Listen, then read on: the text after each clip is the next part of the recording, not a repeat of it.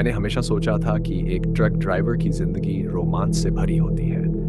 अनजान रास्तों पर अकेले चलना, लंबी दूरी तय करना और हर दिन नए स्थानों से होकर गुजरना। लेकिन उस रात मुझे एहसास हुआ कि ये रोमांच कभी-कभी बेहद डरावना भी हो सकता है। मैं राकेश एक साधारण ट्रक ड्राइवर हूँ। मेरा काम है सामान को एक शहर से दूसरे शहर तक पहुंचाना। उस रात भी मैं दिल्ली से राजस्थान के एक दूरस्थ गांव के लिए निकल पड़ा था। आसमान में घने काले बादल छाए हुए थे और बारिश कभी भी शुरू हो सकती थी।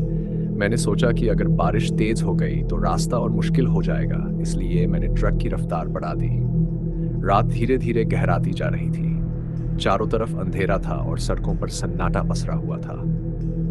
हेडलाइट्स की रोशनी में ही मैं रास्ता देख पा रहा था। मैंने रेडियो चालू किया ताकि सफर कुछ आसान हो, लेकिन कुछ ही देर में रेडियो से अजीब सी आवाजें आने लगी। ऐसा लग रहा था कि कोई अस्पष्ट भाषा में धीरे धीरे फुसफुसा रहा हो। मैंने सोचा शायद सिग्नल में गड़बड़ी है, लेकिन आवाजें और विचित्र होती जा रही थी। अचानक ही रेडियो पूरी तरह से खामोश हो गया।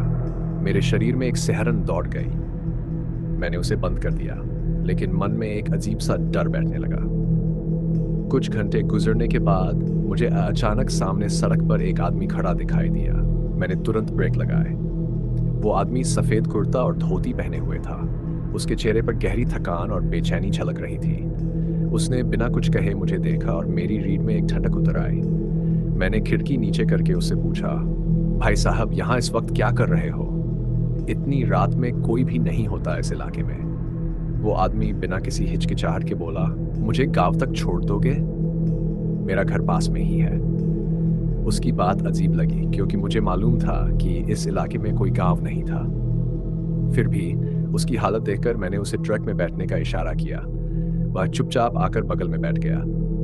उसकी चुप्पी घुटन भरी थी, जैसे कुछ कहना चाहता हो लेकिन कह नहीं पा रहा हो। पूरे रास्ते उसने एक भी शब्द नहीं कहा।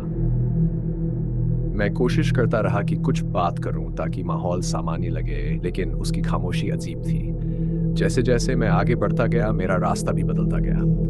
पहले जहां सड़क साफ दिखाई देती थी, अब वहां घने पेड़ों और धुंध का राज था।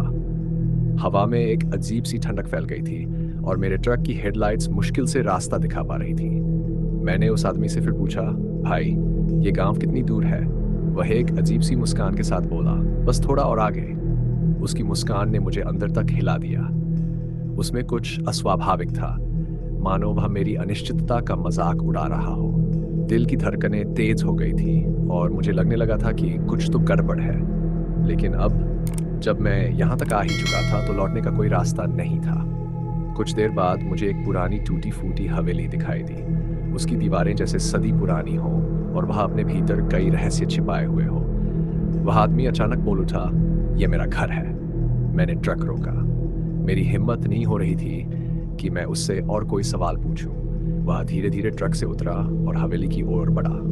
मैंने उसे देखा और जैसे ही वह हवेली के भीतर गायब हुआ, मुझे वहां से भागने की सख्त जरूरत महसूस हुई।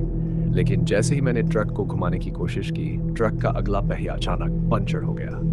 मैंने गुस्से और डर में आकर ट्रक से बाहर कदम रखा जब मुझे एहसास हुआ कि हवेली की खिड़कियों से हल्की हल्की रोशनी झलक रही थी। मुझे इस जगह को लेकर कुछ याद आया।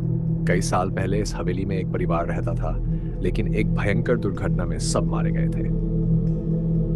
यह जगह तब से वीरान थी। फिर वह आदमी कौन था?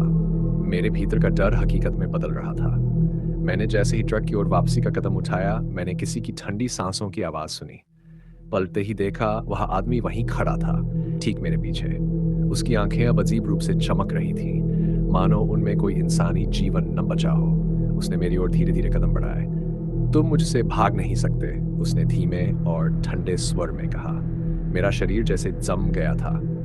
मेरे चारों ओर अब हवा में भारीपन था, जैसे कुछ अदृश्य शक्तियां मुझे घेर रही थी। तभी हवेली के भीतर से और भी आकृतियां बाहर निकलने लगीं। वे सब उस आदमी की तरह थीं, सफेद कपड़े पहने, और उनकी आंखों में भी वही गहरी काली चमक थी। मैंने जोर से चिल्लाया और ट्रक में भागा, लेकिन ट्रक का दरवाजा खुल नहीं रहा था। वो आदमी अब बिल्कुल मेरे पास था। उसके हाथों से ठंडक फूट रही थी। मैंने पूरी ताकत से दरवाजा खींचा और किसी तरह उसे खोलकर अंदर घुसा।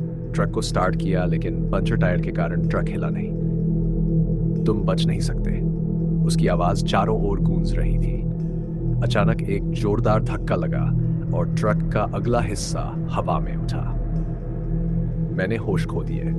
जब मेरी आंखें खुली तो मैं अस्पताल में था। डॉक्टर ने बताया कि मुझे सड़क के किनारे एक खंडहर के पास बेहोश पाया गया था। ट्रक पूरी तरह से दुर्घटनाग्रस्त हो चुका था और मैं किसी चमत्कार से जिंदा बचा था। मैंने डॉक्टर से उस आदमी और हवेली के बारे में पूछा, लेकिन वह सिर्फ मुस्कुराया और बोला, तुमने कोई सपना देखा होगा। उस इलाके में तो सालों से कोई रहता नहीं है।